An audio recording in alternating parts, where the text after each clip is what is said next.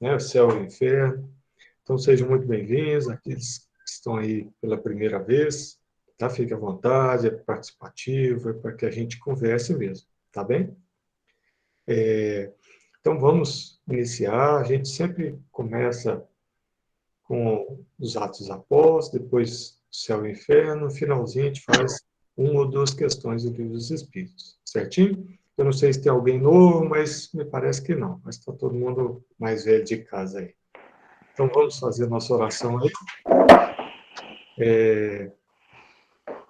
Vamos ver. Ô, Gabi, você vê aí? Porque eu não vejo todo mundo aqui. Tayana, você pode fazer para a gente?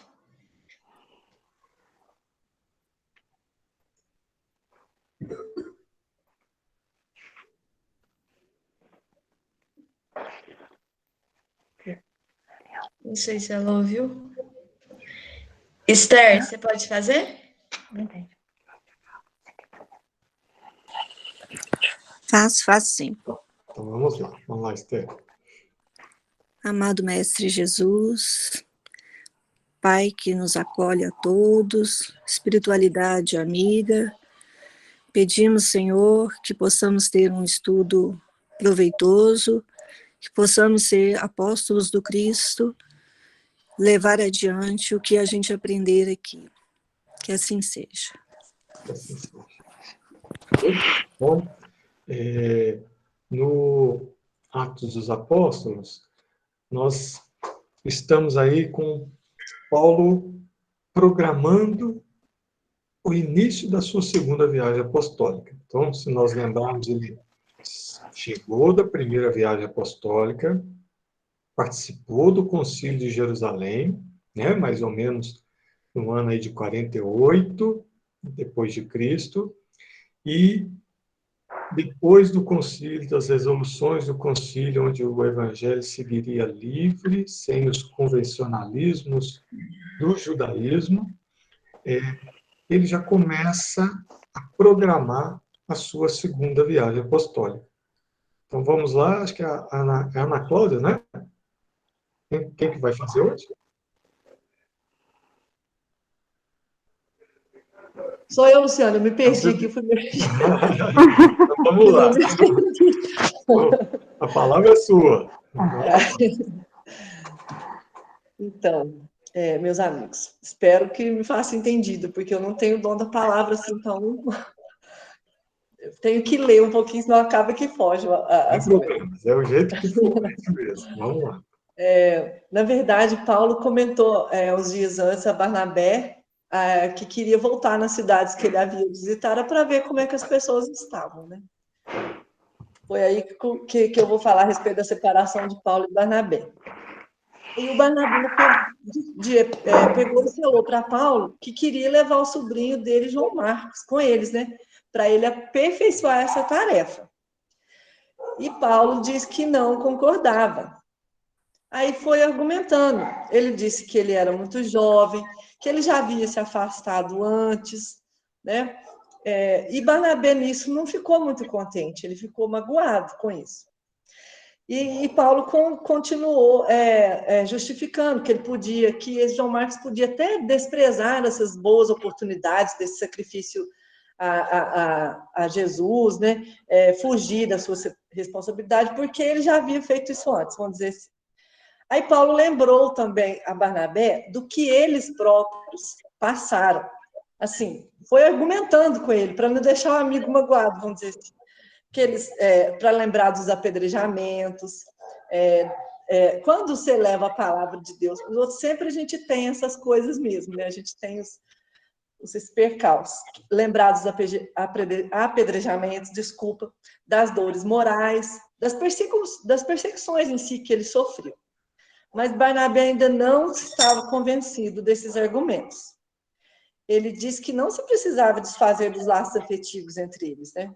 Aí Paulo não deixou ele nem terminar de falar e disse: nossos laços vão ser eternos, né? São sagrados, quer dizer.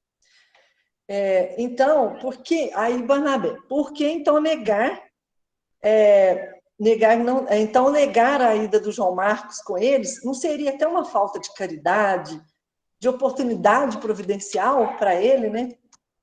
Paulo continuou, ó, minha opinião, ela é adversa à sua, né?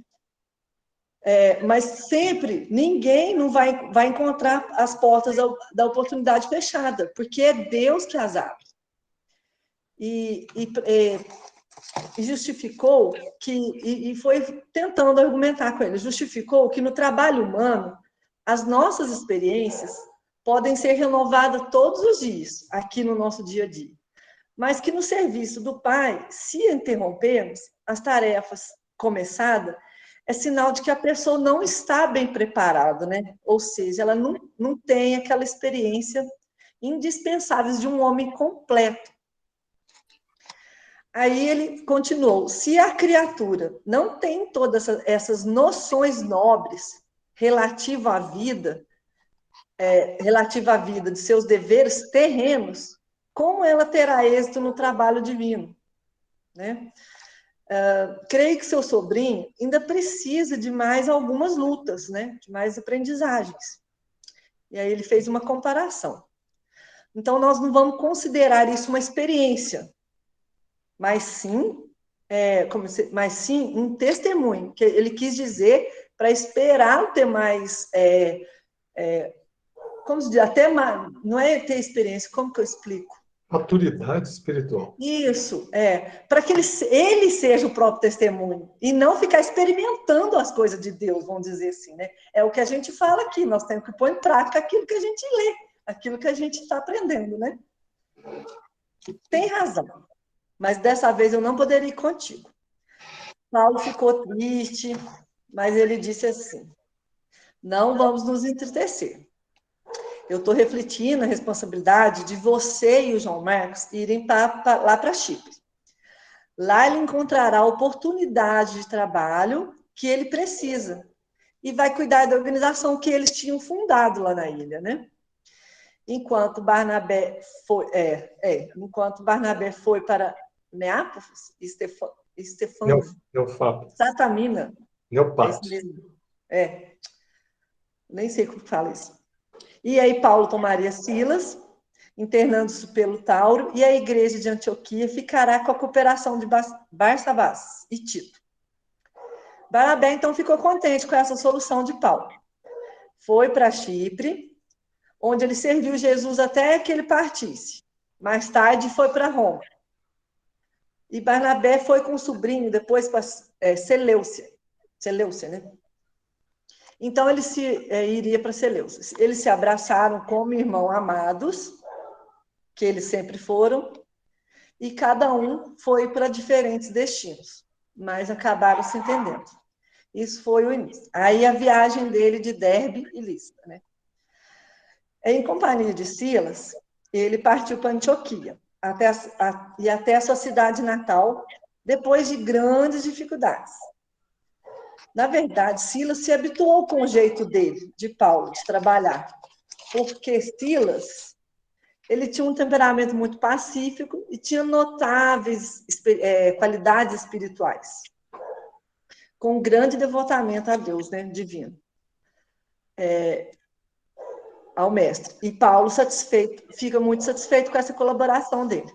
Por isso que eles se davam muito bem. Mesmo com as dificuldades no caminho, eles sempre estavam alegres.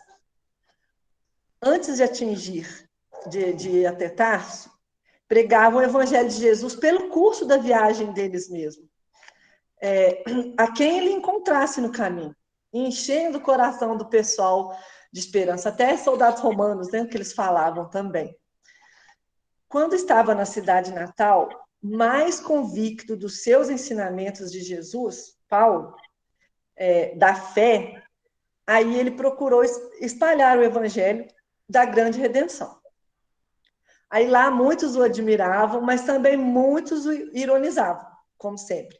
Mas ele se sentia mais forte como nunca, não se deixava abater. E ele chegou a ir, então, até o sítio, lá onde ele brincava na infância. Lembrou de tudo que ele passou lá, o campo de esportes, onde ele guiava sua biga romana, que essa biga é uma carroça puxada por 2 cavalos, aquela que normalmente é usada em combates, né? Então, ele lembrou até disso, no campo lá onde ele mesmo puxava. Mas ele lembrava disso tudo sem sofrimento, sem depressão, porque ele, dessa vez, ele entregou ao Cristo mesmo, por completo, até seu divino mandato, né? E isso aí, as coisas que ele passou, vai ser um patrimônio dele, que ele poderia ser usado mais tarde, vamos dizer assim.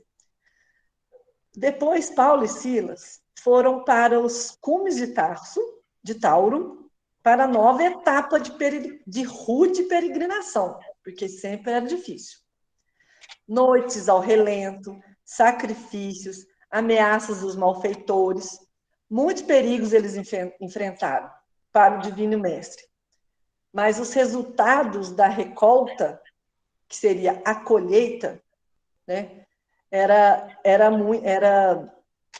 quer dizer, entregavam para o Divino Mestre e para poder entregar esses resultados para Deus. Era bom, vamos dizer assim. E pela manhã, ele rogava a misericórdia de ter sempre essa valiosa oportunidade de trabalho, por mais dura que fosse essa tarefa que ele enfrentava diariamente. Foi aí que eu acabo por aqui. É isso mesmo. O que acontece? Então, 2 fatos importantes aí. Primeiro, houve uma separação do Paulo com Barnabé, que foi seu companheiro na primeira viagem apostólica. Uma separação, não quer dizer que houve uma ruptura ou que a amizade dos dois havia terminado. De maneira alguma. Paulo e Barnabé se consideravam irmãos, né? E, nesse momento, Barnabé seguiu com João Marcos, né, para a ilha de Chipre, e Paulo seguiu com Silas, saiu da Antioquia de Psídia. Semana que vem eu vou trazer o mapinha aí para a gente ver, e ele vai para Tarso, né, para começar a viagem apostólica, começa a pregar na sua cidade natal, né? E aí surge essa grande amizade de Paulo e Silas, e no próximo capítulo vai entrar o Timóteo, que é um ser que também se afeiçoou absurdamente a Paulo, né, nesse caminho. Mas é isso. Então, semana que vem a gente começa já com a chegada do Timóteo e eles seguindo. Mas aí nós escolhemos, semana que vem aí, a próxima. Eu vou trazer o mapa e a gente escolhe a próxima pessoa mais no finalzinho, beleza? Certinho? Tudo bem aí? Luciano, só uma observação, eu queria fazer só uma pequena comparação. Essa questão que ele falou da preparação do sobrinho dele, ele não estava devidamente preparado, a gente pode até dar como exemplo, vocês que estão na reunião mediúnica, né? Vocês não podem simplesmente chegar e entrar, a não ser quando tem um devido preparo, para não ficar experimentando as coisas, né? Porque quando a gente começa falando as coisas de Jesus, é tudo muito difícil. A gente sempre é meio ignorado mesmo aqui fora, no nosso mundo. Vamos dizer assim, ela é careta, que não sei o quê. Então, assim, e a gente acaba desistindo disso. É isso que ele quis dizer, né? Para que ele tenha um preparo que não seja experiência, desiste, vai e volta. Que ele tenha um entendimento maior para poder ele continuar a vida. Né? Dá a entender que Paulo foi um pouco radical, muito duro, mas, na verdade, ele percebeu que o João Marcos ainda não tinha maturidade, não tinha ganhos espirituais para seguir uma tarefa de pregar o evangelho ao longo da Ásia, e tal, como ele fez com Barnabé. Então, ele preferiu arrumar outro companheiro e João Marcos seguiu com Barnabé para uma tarefa mais próxima, mais tranquila até. Então, foi uma questão de percepção do Paulo mesmo, e que não estava na hora de João Marcos fazer aquilo, né? E é interessante porque depois João Marcos ele vai se maturando, né? Vai amadurecendo enquanto pregador, e ele, muito próximo de Pedro, depois se encarrega de escrever o Evangelho, muito baseado no que Pedro trouxe para o João Marcos. Olha a importância. Se ele tivesse seguido com Paulo, provavelmente o Evangelho não sairia, né? Ele depois fica muito próximo de Pedro e vai acabar escrevendo depois o Evangelho de Marcos, baseado muito no que Pedro disse. disso aí, das vivências, né, dele, mas também na proximidade com Pedro, né? E é interessante que Lucas depois segue com vários encontros com Paulo e tal, e Lucas depois escreve um evangelho, escreveu os Atos dos Apóstolos muito baseado nas andanças do Paulo, né? Os Atos dos Apóstolos, mais da metade dele são as andanças do Paulo, né? O começo não. Logo no começo, depois que Cristo teve a ascensão, ele começa a dizer. Mas depois, os Atos dos Apóstolos viram praticamente em função de Paulo, das andanças de Paulo. Beleza? Então vamos lá. Então vamos seguir com o céu e o inferno. Nós estamos na segunda parte, capítulo 2, né? Segunda parte, falando dos espíritos felizes, que eles são evocados, né, por Kardec, seus companheiros, e eles começam a fazer perguntas para eles logo após a morte. A ideia dessas evocações é como é a vida espiritual logo após a morte? Como é que vocês perceberam essa vida espiritual logo após a morte da vida física? É essa que é a ideia do estudo aqui, né? E Kardec divide espíritos felizes, com os quais nós estamos lidando aqui, depois ele passa para espíritos intermediários, né, medianos e espíritos sofredores. Então nós vamos poder fazer um contraste desses três grupos que Kardec dividiu aqui, certo? Então vamos lá, nós estamos no Six Deners, quando ele fala de algumas coisas, e aí entra uma outra questão no assunto que hoje nós vamos precisar conversar sobre ela. Vamos lá. Entra alguém no médium e fala pelo médium, interrompe a comunicação do Six Deners e faz uma comunicação com outro espírito fazendo a comunicação através do mesmo médium. Vamos lá. Nesse momento, o médium sentiu uma dificuldade para escrever e disse: Six Deners estava comunicando, o médium estava escrevendo. Aí, nesse momento, o médium sentiu alguma coisa estranha, né? E aí nós vamos ver o que foi a coisa estranha que apareceu aí. Vamos lá.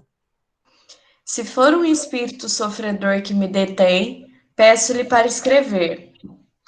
E a resposta foi: uma infeliz. Quereis dizer-me vosso nome? Valéria. Quereis dizer-me o que atraiu o castigo sobre vós? Não.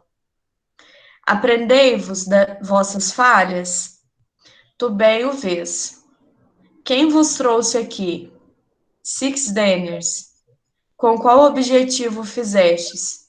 Para que tu me ajudes. Fostes vós quem impediu-me de escrever mesmo agora? Ele me colocou em seu lugar. Que relação há entre vós? Ele me conduziu.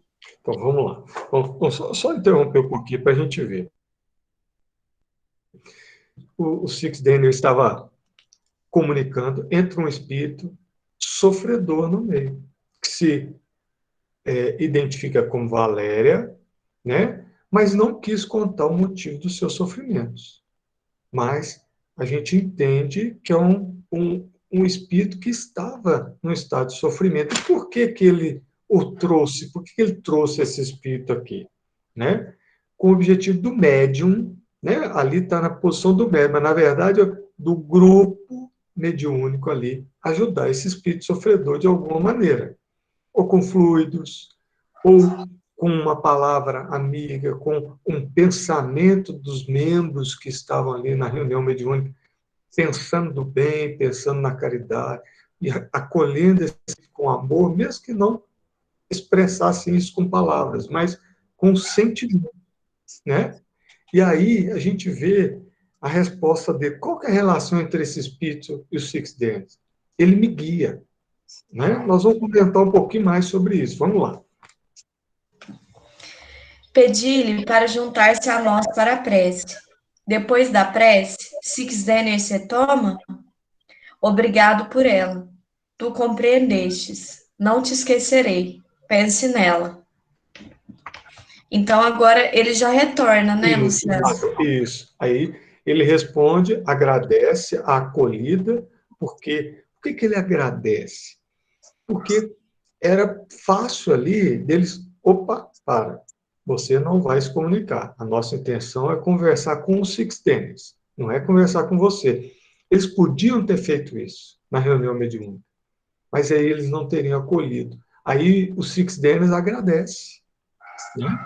Então, nós vamos discutir um pouco na frente nos comentários de Kardec sobre isso. Será que a gente deve sempre deixar um espírito que se intromete numa manifestação mediúnica?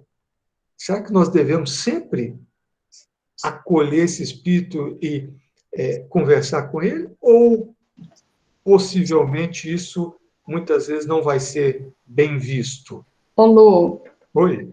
mas o que deu a entender aqui é que não sei como que fala, Ah, isso. Ele permitiu que a isso.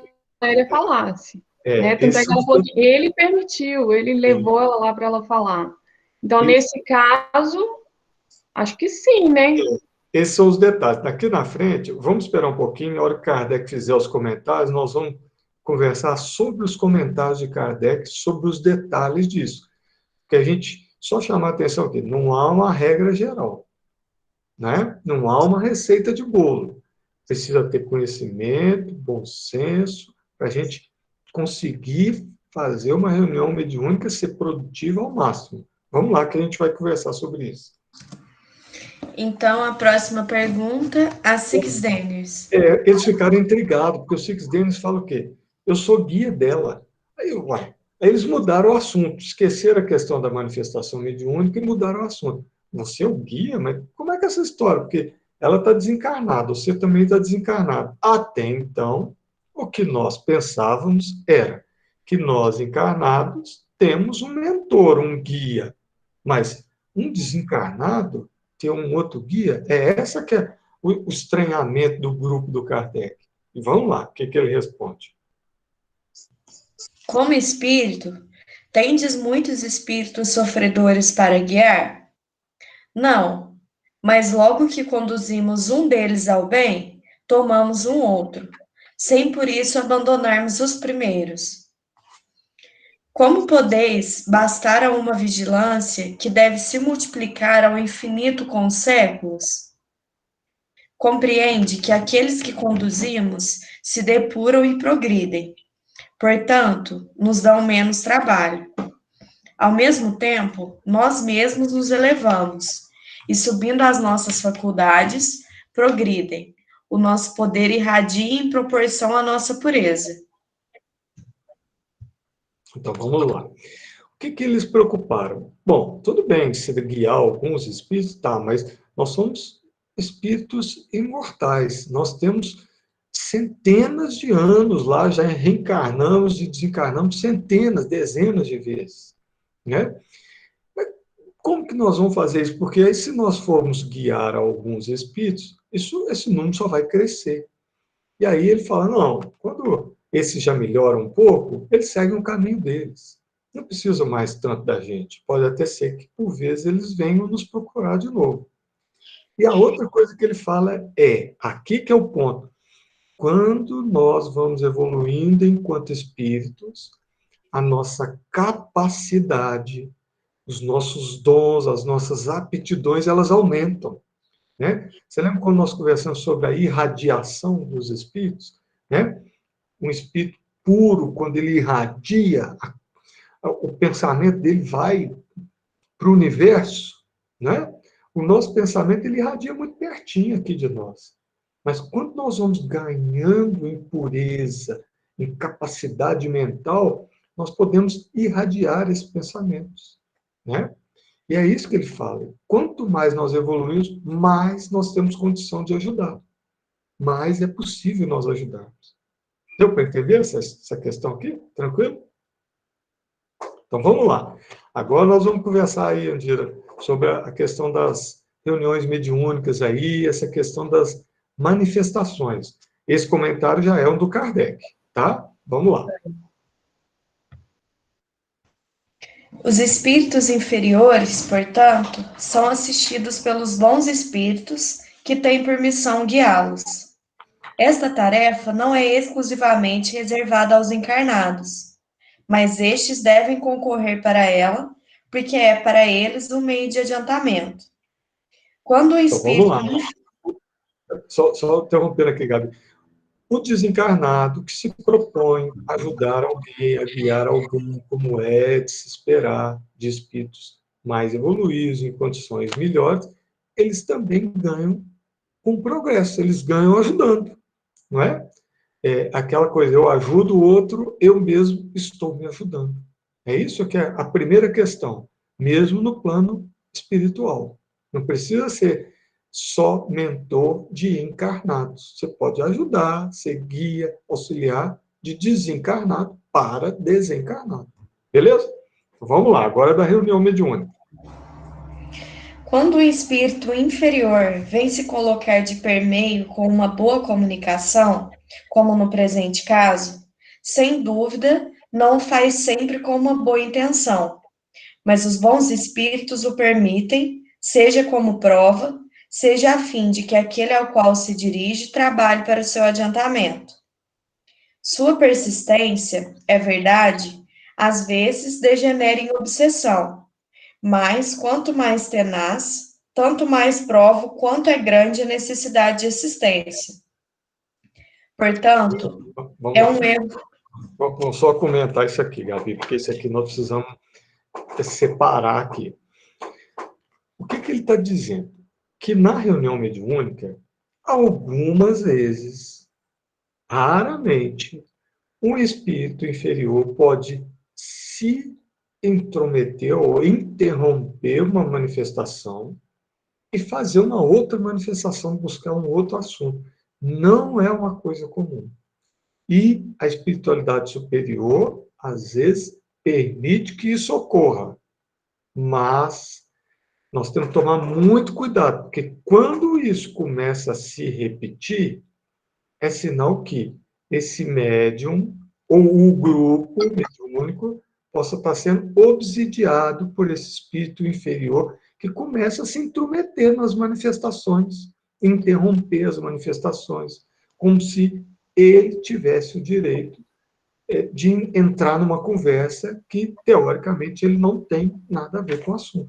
Ô, Lu, Oi? então, mas nesse caso, não é o médium que tem que conter a manifestação? E Isso. só outra coisa, a Silvana Leite, não sei se é a Silvana, que a gente conhece, ela levantou a mão, eu não sei se ela está querendo falar alguma coisa. Vamos lá. Então, deixa eu te responder, depois a Silvana fala aqui. O que acontece? O médium, por isso que a gente fala direto.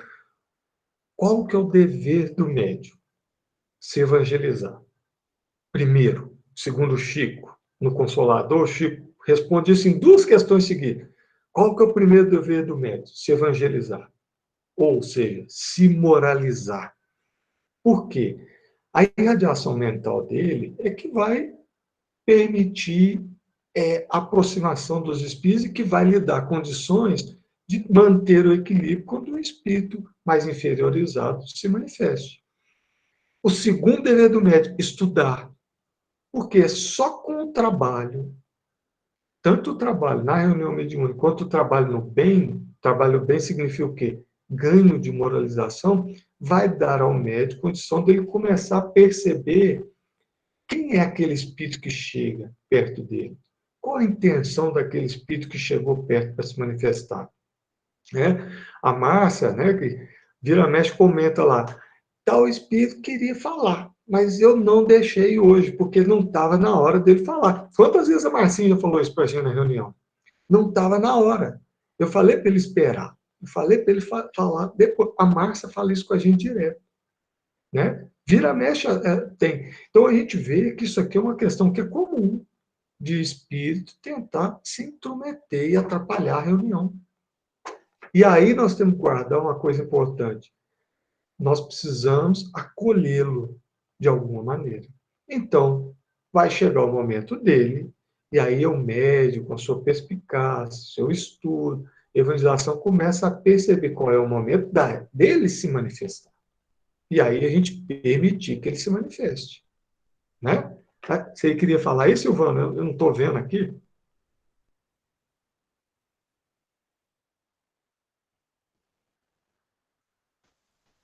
Às vezes ela clicou sem querer no levantar a mão.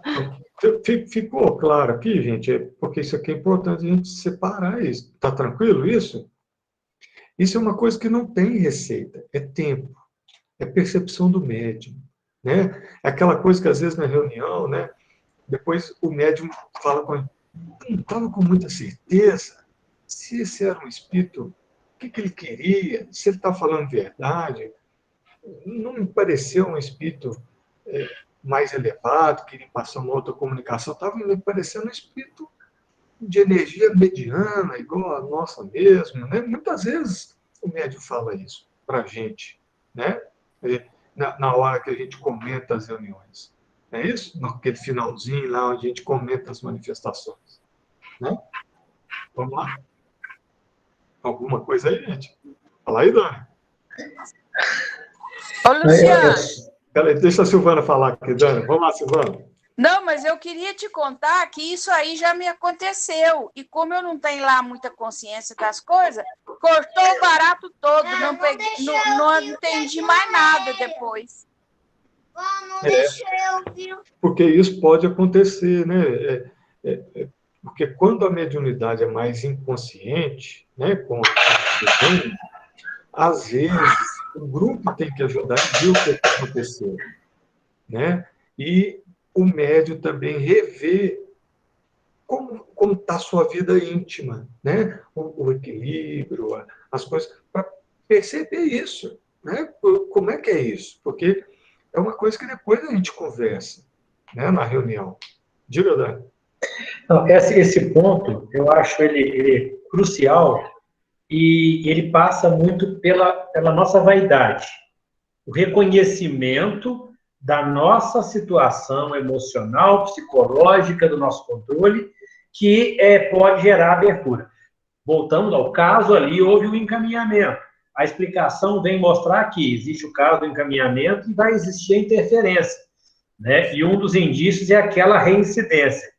E a gente, às vezes, peca ao não querer reconhecer a necessidade de um melhor equilíbrio, de um melhor preparo, de uma harmonização da vida. Acha que não. Eu vou para a reunião, lá eu estou bem, há uma cúpula, há uma proteção, e a gente pode ser justamente a abertura daquele domo de proteção. Nós podemos ser a porta de entrada disso. Eu, nas poucas vezes que participei de reunião mediúnica, e sempre o fiz por opção, ou seja, não participação por opção, porque eu sou muito medroso, no sentido de eu causar alguma coisa, eu reconheço que eu sou uma pessoa instável, e essa minha instabilidade pode gerar um problema. Então, eu já verifiquei, já presenciei esse tipo de manifestação de colega da reunião, sem ter a mínima noção, o mínimo controle do que está sendo falado, feito, e isso gera até um desconforto corpóreo no próprio médium, dependendo da forma como ele recebe. Por quê? Tem que haver um preparo. E outro aspecto é aquela questão de sempre, eu vou bater sempre nisso. Eu tenho que desenvolver, eu sempre vou falar isso, eu vou ficar repetitivo nisso. E esquecemos que, ou não observamos, talvez por vaidade, por estar até um pouco deslumbrado com o que é, na realidade, um encargo, não é um privilégio, que é a mediunidade, não é privilégio. Né? Ela gera mais comprometimento. Né? Mas é justamente ver que, igual você falou, que esse preparo, esse desenvolvimento, ele parte do estudo, ele parte das boas ações e ele parte da reforma íntima, que é você ter o controle e saber distinguir o que é uma manifestação de um espírito mais evoluído ou mais equilibrado, o que não é e o que é animismo. Porque existe a questão também do animismo aí, que é a nossa automanifestação. Então, eu não sei se está todo mundo assim claro com relação ao animismo. A questão do animismo é quando o médium, isso é muito comum no início até, né? Ele expõe e fala e expõe os seus próprios dramas, né? E que no começo é muito comum isso, né? No começo, o seu próprio campo mental precisa receber o auxílio, a acolhida do grupo, né? Para que ele coloque os seus dramas e a gente consiga acolher, conversar, e daqui a pouco isso passa, e ele começa a realmente fazer a transmissão mediúnica de um espírito. O animismo é da própria mente dele, do que Lu, da cabeça dele. Né? Com relação ao animismo, inclusive, a gente tem que entender que é invenção. Não é invenção. Não. Isso é interessante porque é a manifestação do próprio, da sua. Você fala, não.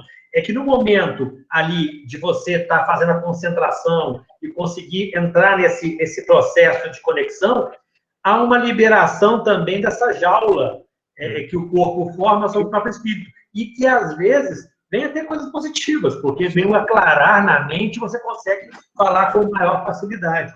Mas são os dramas dele, né? Sim, exatamente. Vai ter afetação. Se nós temos que ter caridade com os espíritos que vêm se manifestar, como não vamos ter caridade com o médium, que às vezes está expondo seus próprios dramas no início?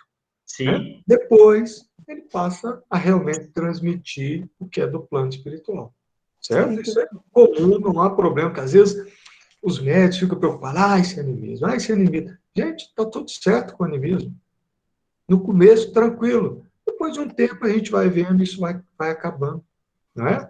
Então, não tem que condenar o animismo como se fosse o médico estivesse enganando o grupo, né? Que é o que o Daniel fala. Essa preocupação assim, eu estou enganando. Não, no começo é comum, né, Adilson? A gente já viu isso. Nós vimos vários médicos começando lá nas reuniões, né, Adilson? A gente vê que isso acontece no início mesmo, depois elas... Né? Nosso grupo só tem mulher média, né? Os homens, sensibilidade zero, né? Então, uma era atrasada, né? As mulheres, tudo mais adiantado que a gente. Luciano. Temos percepções, né?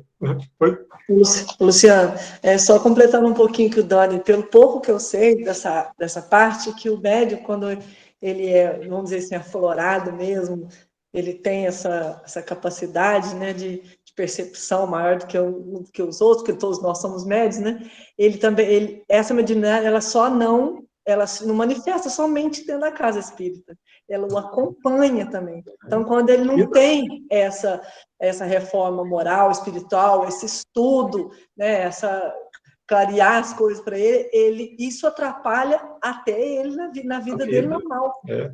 É preciso ter equilíbrio, né? Não quer dizer que é médium que tem que ir para uma reunião mediúnica, mas médium precisa ter uma moralização, buscar equilíbrio, buscar aprender para lidar com aquilo. E na reunião mediúnica às vezes, consequência, um caminho que ele pode seguir ou não. Né? Lu, a mediunidade não trabalhada, não controlada, não entendida, né? Ela é porta de obsessão, é porta objetiva, você colocou. Vai ser um fardo a mais, né, Ana? Para aquele médium ali, é um sofrimento a mais para ele. Muito mais. Porque eu lembro de pessoas... Eu lembro de pessoas entendidas falar próximo a mim que em hospitais de doidos, vamos dizer assim, de loucos, dessas pessoas psiquiatras, a maioria, vamos dizer, grande maioria, era só coisa do espírito mesmo. Aonde levou muitos a loucura, médicos em obsessão, né? É isso mesmo. Vamos seguir um pouquinho aqui, a gente vai conversar. Oi? Só para encerrar esse assunto do animismo, lembrando também que mesmo na manifestação mediúnica, né, de espírito desencarnado para o médium, sempre tem o toque do médium, né? Então sempre vai ter um pouquinho de animismo, né? Sim, porque com certeza. O médium passa com o toque dele, né? Com o jeito que ele entendeu, interpretou. Andi, não tem como você deixar que o espírito tome conta e faça por conta própria. O controle tem que ser do médico. Tem que haver a triagem. Então, o que você falou é perfeito. Você tem que manter o seu toquezinho de personalidade, de propriedade. Às vezes a gente fala, o médium é passivo. O médium não é passivo. O médium é receptivo. Ele transmite. Mas é claro que coisas do sentimento, do dia a dia dele, do nível intelecto moral que ele está, ele vai transmitir.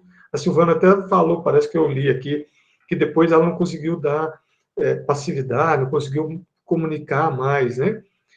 Porque aquilo deu uma desequilibrada, e naquele dia, naquele momento, ela perdeu a questão do equilíbrio, que o médium é um equilíbrio dinâmico, né? Nós estamos falando de energia. Se você perdeu ali o equilíbrio, o ajuste energético, acabou, não tem mais jeito, né? O médico chega esbaforido na reunião, aquela coisa, não vai, mas não tem jeito, né?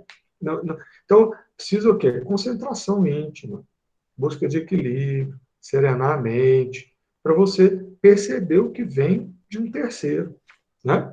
Vamos seguir as observações do Kardec. Só uma última coisinha.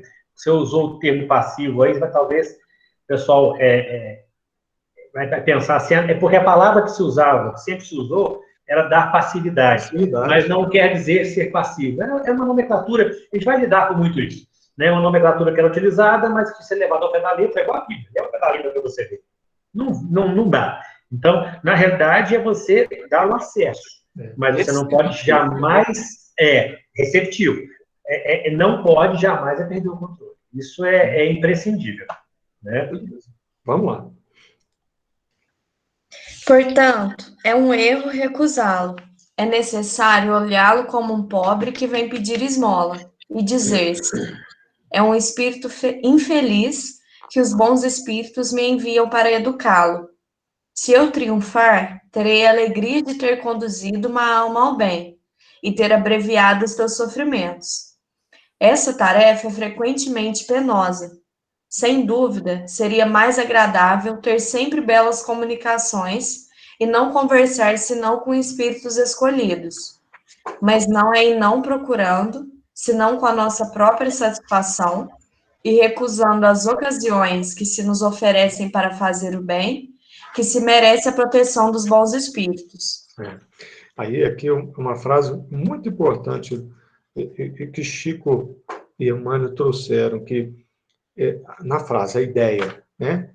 Que os espíritos superiores, ou os bons espíritos, preferem muitas vezes se comunicar por médiuns sérios, estudiosos e abnegados, mesmo que eles não tenham faculdades mediúnicas tão afloradas.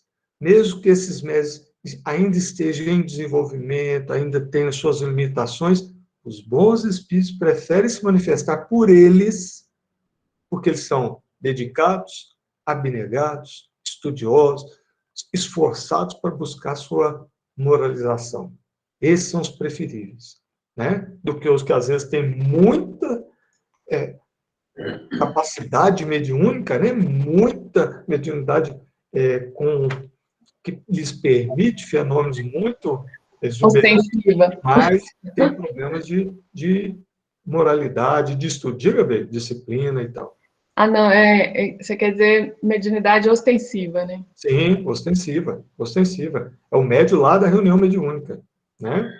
Os espíritos preferem aqueles médios estudiosos, disciplinados, que buscam o seu aprimoramento, do que aqueles instrumentos que às vezes não têm nada dessas qualidades morais e são capazes de fenômenos muito exuberantes. Beleza? Certinho? Certinho, gente? Beleza. Então vamos lá.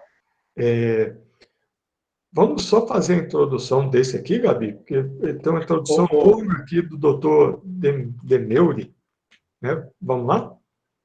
Só um minutinho, se me permite, Luciano, porque tem uma parte do trecho aqui que fala que é um erro e um mal repelirmos tais espíritos que podem encarar quais mendigos a pedirem esmola.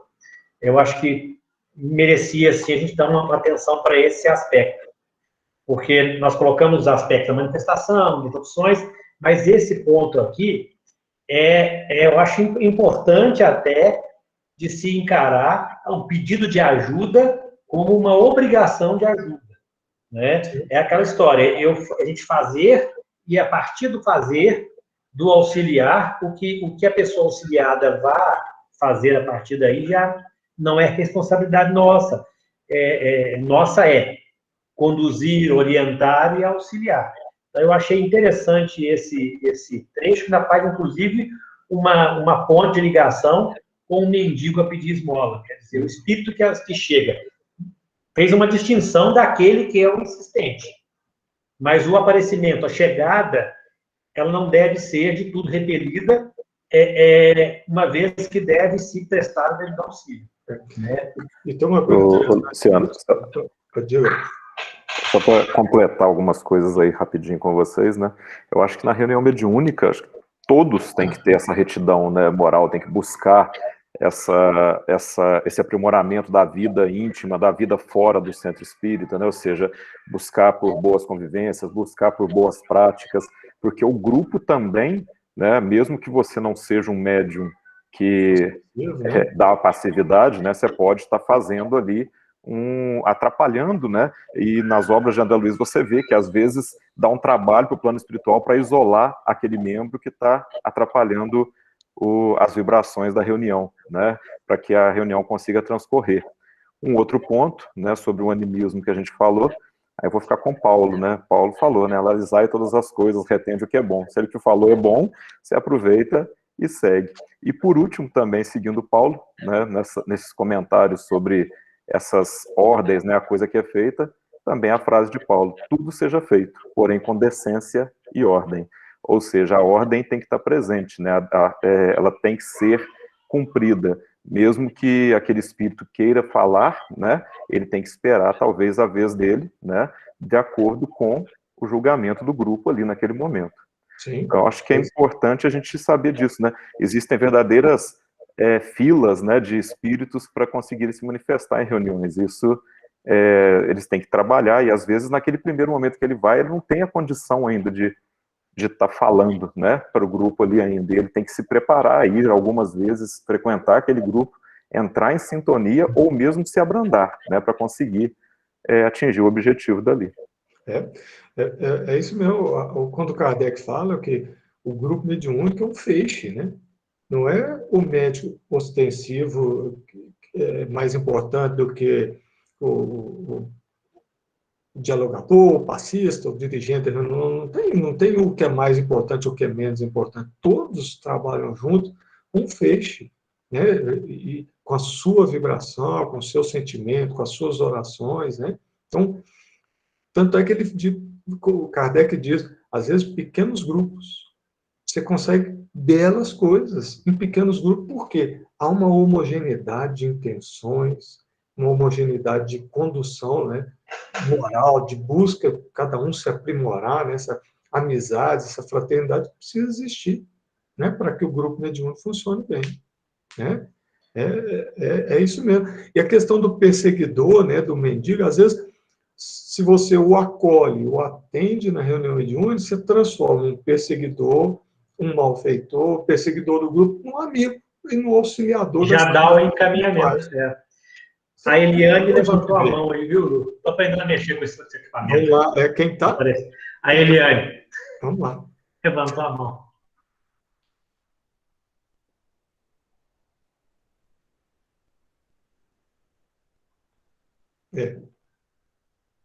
Vamos lá. Então, vamos lá para o Livro dos Espíritos. A questão...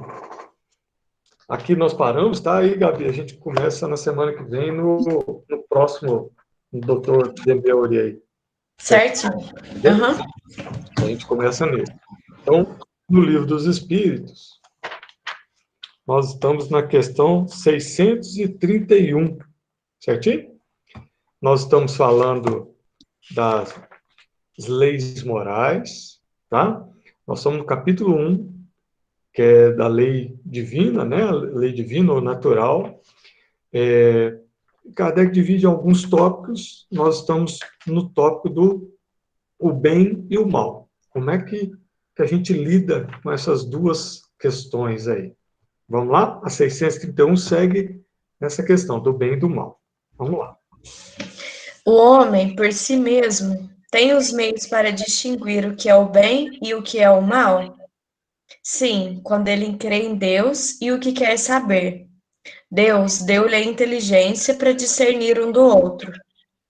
Então, o que Kardec está perguntando aí? Será que nós podemos distinguir, nós, homens, tudo? O que é o bem, o que é o mal? Como é que nós vamos distinguir isso? Né? Será que nós somos capazes, né, de distinguir o que é o bem e o que é o mal? É isso que a pergunta que Kardec faz para os espíritos. Né? E eles respondem que sim, a gente precisa crer em Deus.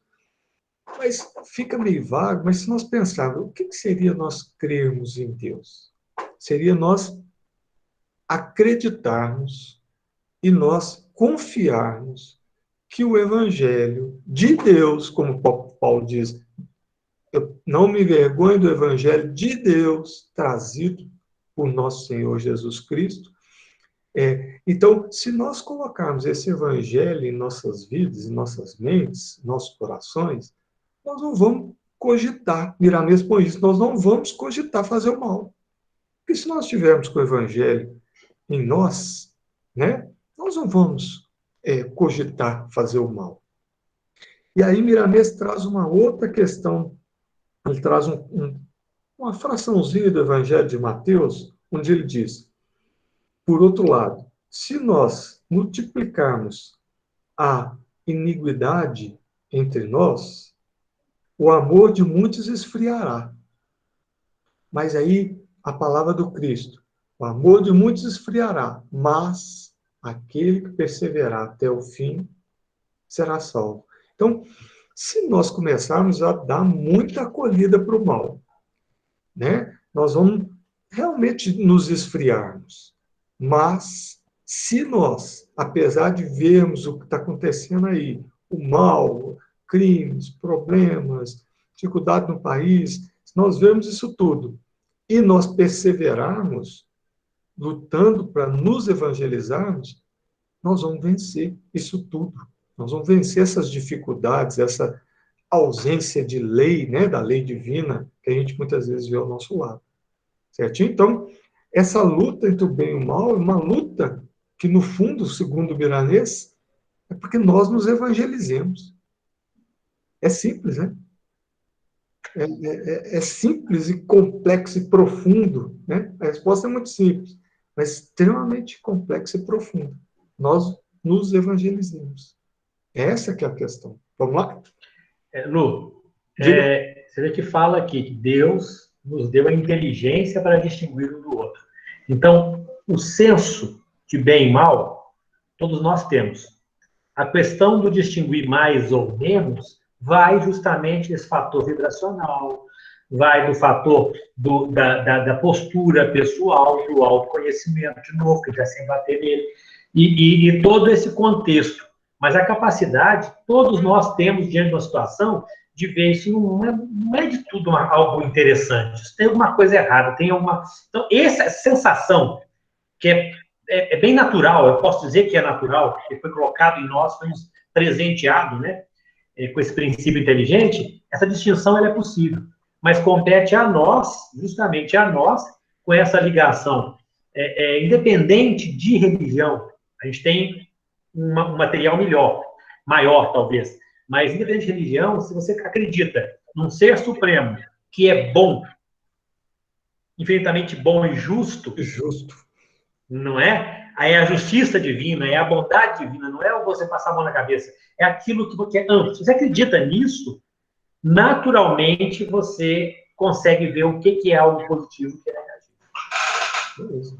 É isso mesmo. Alguém mais aí, gente? Vamos lá? Podemos ir para outra? O homem que está sujeito a erros não pode se enganar na apreciação do bem e do mal e crer que faz o bem quando na realidade faz o mal? Agora a outra pergunta. tudo bem, a nossa intenção é boa. A gente pode ter sempre uma intenção boa, mas será que nós podemos nos enganar? Porque como nós ainda somos imperfeitos, estamos em evolução, será que nós podemos enganar e tentar fazer alguma coisa boa, mas na verdade nós estamos fazendo mal? É isso que ele está perguntando. Será que a gente pode se enganar? Vamos lá. Jesus vos disse: Vede o que quereríeis que se fizesse ou não se fizesse para vós. Tudo está nisso. Não vos enganareis. A resposta dos Espíritos, né? Vem com a frase do Evangelho, né? Como é que vocês vão ter certeza disso aí? Você gostaria que aquilo que você está fazendo fosse feito a você mesmo? É um questionamento. Então, eles estão nos convidando a fazer o quê? Bom, vocês têm inteligência e vocês têm um campo emocional, um campo de sentimento. Então, vocês analisem bem o que vocês estão fazendo aí, né? E como é que nós vamos analisar isso? Como é que nós vamos analisar nossas questões? Aí a gente pega algumas coisas, né, que a gente vê no Evangelho também, né? Quando Jesus nos diz assim, se a gente se dedicar ao bem, o Senhor vai sempre nos ajudar, né? Se a gente se dedicar ao bem, o céu nos ajudará. E aí vem Jesus e fala: buscai e achareis, batei e abrir-se-vos-á, não é? Então, a questão é nós analisarmos a nós mesmos. É sempre isso, é a análise íntima do que estamos fazendo, né? Usando a inteligência, usando o coração, que se nós buscarmos o bem, o céu vai nos ajudar. Nós temos, como o Daniel falou, soberanamente justo, e se nós estamos buscando, a bondade vai chegar no nosso caminho. Nós vamos trilhar um caminho de bondade, né? E aí tem uma frase do Miramês que eu achei interessante. Miramês traz aqui: o justo traz em si uma tranquilidade imperturbável. Então, aquele que que pensa em Deus, que busca se harmonizar com o que Deus espera dele, a tranquilidade íntima dele, de sua consciência, é imperturbável, né?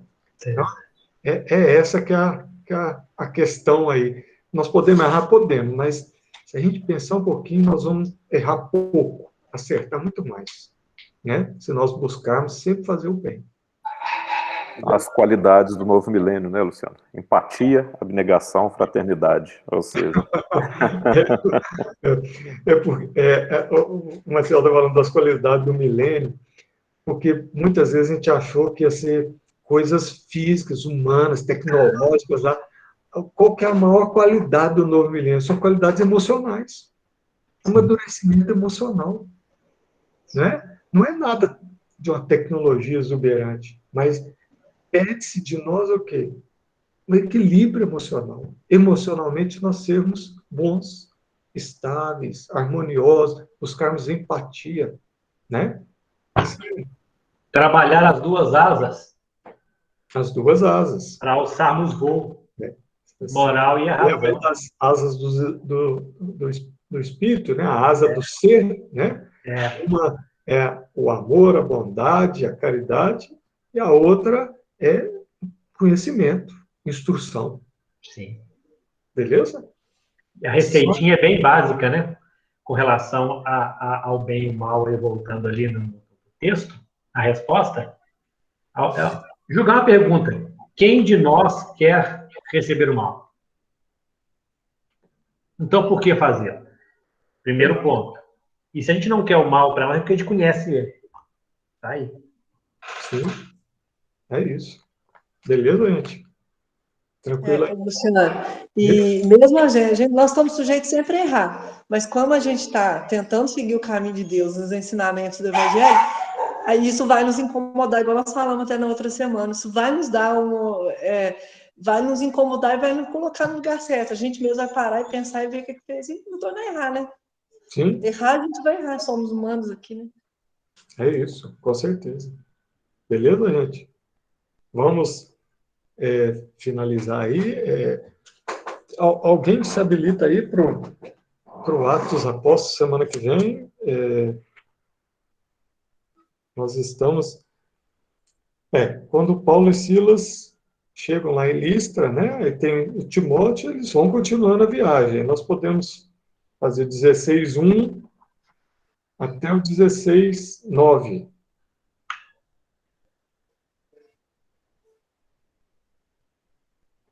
Deixa aí. Se não tiver, que aí eu vou mostrar o mapinha semana que vem, então. Aí eu falo só desse comecinho da viagem aqui. Certinho? A gente mostra o mapinha e vamos ver qual o caminho que o Paulo vai seguir. Pode ser? Ok. Beleza? Então vamos lá. Vamos fazer a nossa oração aí para a gente. Gente, eu só queria falar uma coisa que esse ano a gente ainda não fez. O frio está chegando aí, ou já chegou, né? A gente sempre faz aquela campanha do arrecadar os cobertores, né? A gente pede para deixar lá na Casa do Encanador, pode ser, Esther? Pode, claro, sem Ou problema. lá na loja da Flávia, né? A Casa do Encanador mais em cima aqui, no Tacílio Negrão, perto da funerária Carvalho ali. E a loja da Flávia, né? Não sei, a Flávia está aí? Tô, uai. Pode ser lá também, Flávia? Claro, Luciano, Beleza. pode ser. Então, aí quem Tá? puder, quem tiver um cobertor, depois deixar ou lá com a Estel, ou lá com a Flávia, e depois nós damos uma corrida aí para a gente distribuir aí, tá bem? A gente já distribuiu alguns, mas é sempre bom se a gente conseguir mais aí, tá bem? Agasalhos também ou só cobertor? Não, pode ser agasalho também, viu, Marcelo? Pode sim. Ano passado a gente distribuiu o cobertor e tinha alguns agasalhos no meio, foram bem... De criança, bem tudo pode ir junto, né? Isso eu tenho bastante aqui. Sim. Beleza. Vamos lá. Então, aí deixar com a Esther ou com a Flávia aí, tá bem? Certinho, gente? Beleza. Se tiver algum outro ponto aí, não sei, mais fácil, porque nos outros 2 anos nós fizemos nesses 2 aí. Se tiver mais alguém aí. É isso mesmo? Beleza. Então, vamos lá. Vamos finalizar então, gente? Vamos lá, Gabi, você escolhe aí.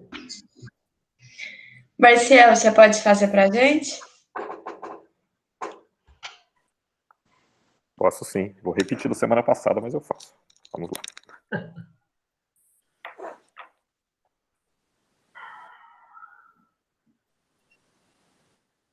Senhor Jesus, Mestre amado, Tu que se fizeste presente entre nós, aqui reunidos, de maneira diferente do habitual, em Seu nome, em louvor de Deus, na busca do aprimoramento de cada um, pedimos as bênçãos para a semana que se inicia, para as lutas que cada um de nós irá enfrentar. Que sejamos, tal como instrumentos divinos, aqueles que refletem Tua luz a quem nos procurar. Aqueles que exemplificam Tuas ações. Estejamos prontos a servir a qualquer momento. Estejamos sempre atentos a cada conduta, a cada ação, a cada pensamento, Senhor, para assim, em grupo, conjuntamente, nos tornarmos verdadeiros filhos Teus. Abençoado seja cada um, a todos que sofrem, e assim seja. Assim seja. Sim, seja. É isso aí, moçada. Muito obrigado a todos. Bom restinho de domingo aí, boa semana, bom trabalho por aí. Boa noite a todos. Boa noite.